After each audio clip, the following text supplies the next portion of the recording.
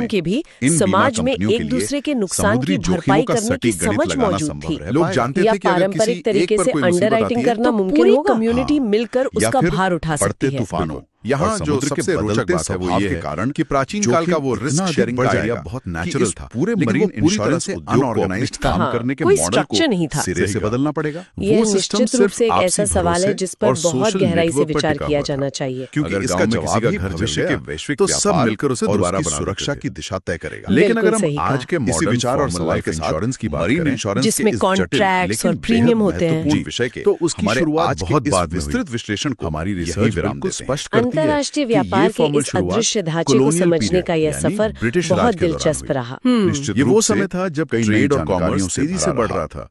अगले और विश्लेषण में अपने बिजनेस एक और और अपनी नए जिंदगी को जटिल सिक्योर और करने के लिए रोमांचक विषय एक की गहराइयों को लीगल और समझने का फॉर्मल प्रयास सिस्टम की करेंगे। जरूरत महसूस हुई। बिल्कुल, और तब यहीं तक से के लिए कहानी में एक विचार नया करते मोड़ रहिए। आता है।